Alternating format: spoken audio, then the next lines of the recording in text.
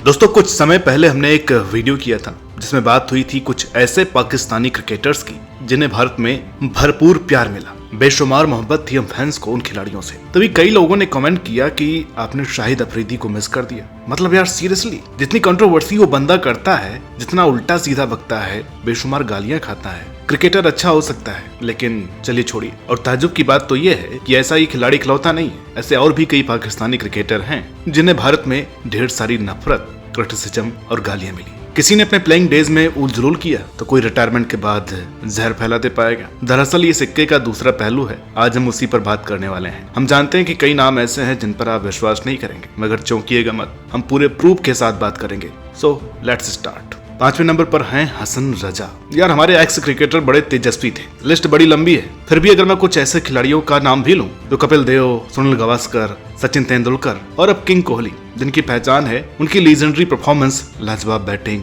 शानदार बॉलिंग और ढेर सारे मैच जो उन्होंने जितवाए। वहीं बात करूं पाकिस्तान के दिग्गजों की तो जावेद मियांदाद, इमरान खान, इंजमाम, वसीम, वकार आदि, जिन्होंने अपने खेल से दुनिया भर में मोहब्बत कमाई, जिनके जगह जगह चर्चे हुआ करते थे, लेकिन जिनकी गिनती इन लीजेंड्स में नहीं होती, जिन्हें कोई जानता भी नहीं था उनके प्लेइंग डेज में। उन्हें भी तलब लगी थी सस्ती सी टीआरपी लेने की, 5-10 रुपए की सुर्खियां बटोरने की, तो उन्होंने उल जुलूल बकवास करनी शुरू कर दी, जिनमें से एक नाम था हसन रजा। सोचा था सरदार खुश होगा, शाबाशी देगा, मगर दुनिया थूक कर चली गई। बात है 2023 वर्ल्ड कप की, जब हमारे बॉलर्स, खासतौर पर शमी भाई आग उगल रहे थे। तब हसन ने अपनी मंदबुद्धि का परिचय देते हुए कहा कि भारत को अलग से बॉल मिल रही है जिससे इतना स्विंग करा रहे हैं, जिस पर इनके अपने ही देश वालों ने इन्हें जबरदस्त लताड़ लगाई। फिर भी ये बंदा कहता है कि आईसीसी और बीसीसीआई मिली हुई है, टीआरएस को मैनिपुलेट किया जा रहा है। अब इनसे हम पूछना चाहते हैं कि भाई कौन से स्कूल में पढ़ते थे आप? कहीं उस स्कूल का नाम गवर्नमेंट जलनखोर प्राइमरी स्कूल तो नहीं था? मतलब जितना जिंदगी भर इस बंदे की तारीफ नहीं हुई होगी, उतनी तो बदनामी होगी चंद दिनों में। इतनी गालियां पड़ी कि क्या ही बताया जाए। नंबर 4 पर है मोहम्मद आमिर। मैंने इस वीडियो में एक नाम कई बार देखा, मोहम्मद आमिर, जिनके कई चाहने वाले फैंस कमेंट करने लगे कि आप आमिर को कैसे भूल गए, वो कितना टैलेंटेड था, रोहित शर्मा का नाइटमेयर था। उसे उसकी लाजवाब बॉलिंग के लिए हम फैंस बड़ा प्यार करते हैं, लेकिन मेरा दावा है कि उस बदतमीजी के लिए आप उस बंदे को सपने में भी नहीं प्यार कर सकते जो उसने हमारे एक दिग्गज के साथ किया था। भाई एक बात तो बेसिक सी है कि सीनियर की हमेशा रिस्पेक्ट करनी चाहिए, भले ही वो दूसरे देश की क्यों ना।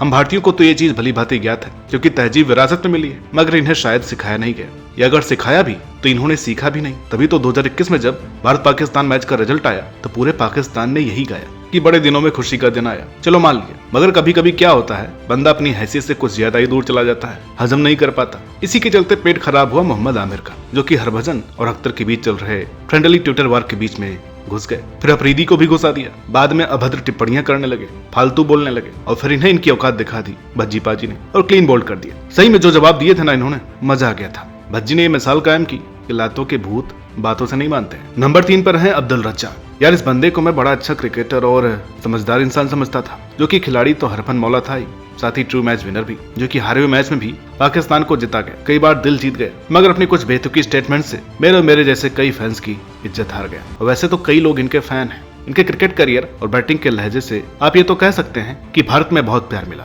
फैन फॉलोइंग मिली, मगर लगता है इन्हें वो हजम नहीं हुई। खुद ही को विश्वास नहीं हुआ कि मेरी इतनी इज्जत भी है, तो बस फैला दिया रहता। पहले 2019 वर्ल्ड कप में जसप्रीत बुमराह को बेबी बॉलर कहा, और कभी इरफान पठान के लिए भी बोला कि ऐसे बॉलर तो हमारे गली मोहल्ले में मिलते हैं। भाई हम लोगों ने तो देख लिया कि आपकी गली में शाहिद अफरीदी, हैरिस रॉफ जैसे बॉलर मिलते हैं, so called best world class bowler, मगर दिमाग से पैदल। इनका लेवल हमने बखूबी देख लिया है। इससे साफ पता चल गया है कि पैरेलल यूनिवर्स का आइंस्टीन है ये बंदा, जिसका दिमाग ठीक कामरान अकमल की कीपिंग जैसा है। जैसे ही लगा कि दिमाग ठिकाने आ रहा है, तब 2023 वर्ल्ड कप में वो ऐश्वर्या राय वाली स्टेटमेंट, मतलब कोई इतना मंद बुद्धि कैसे हो सकता है। खैर जो भी हो, ऐसे बंदे को कम से कम भारत में गालियां ही मिलेंगी। नंबर 2 पर हैं Waqar Younis. 262 ODI, 416 wicket, 87 test, 373 wicket, Pakistan का सेकंड बेस्ट बॉलर और one of the greatest bowler of the all time है Waqar Younis. The toe crusher, the ancient yorker king, जिसकी इन स्विंग यॉर्कर बल्लेबाजों का काल हुआ करती थी। अनप्लेबल, लेकिन इससे कहीं ज्यादा अनप्लेबल और अनप्रेडिक्टेबल रही इनकी स्टेटमेंट्स। वो बकवास जिसने अक्सर कई भारतीयों समेत दुनिया भर के हिंदू धर्म के लोगों को ठेस पहुंचाई। बॉलर भले ही ये लेजेंडरी था, जिसके कई इंडियन फैन थे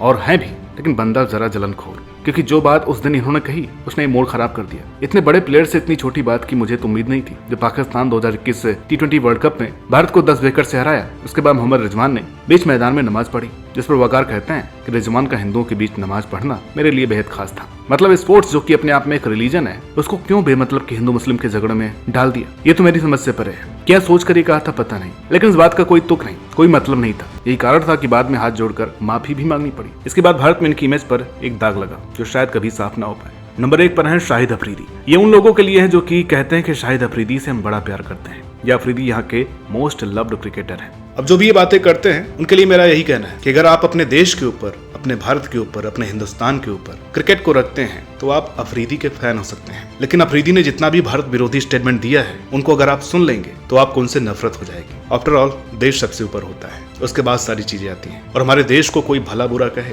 हमारे देश की संस्कृति पर, सभ्यता पर, हमारे देश के जवानों की बहादुरी पर कोई प्रश्न उठाए तो ये हम बर्दाश्त नहीं कर सकते। ऐसे कई सारे स्टेटमेंट हैं, निगेटिविटी हैं जो अफरीदी ने अपने करियर में फैलाए हुए हैं और उन स्टेटमेंट्स को हम यहाँ पर पढ़ना नहीं चाहते हैं। तो मेरे ख्याल से अफरीदी भारत मुल्क में सबसे ज्यादा हेट किए जाने वाले क्रिकेटर हैं और हेट होना भी चाहिए क्योंकि देश सबसे ऊपर है। तो आज से थोड़ा क्रिकेट से इतर भी बातें हुई, हो सकता है आपको कुछ पॉलिटिकल भी लगा हो, लेकिन अगर आप हमारे देश के पक्ष में रहने वाली बात से सहमत नहीं है तो मैं इसके लिए कुछ नहीं कह सकता हूँ। बाकी उम्मीद करते हैं ये वीडियो आपको पसंद आई होगी। वीडियो अच्छी लगी है तो प्लीज इसे लाइक करें, शेयर करें। चैनल पर नए हैं तो प्लीज इसे सब्सक्राइब करना ना भूलें। मिलता है आपसे अगली वीडियो में, तब तक के लिए नमस्कार।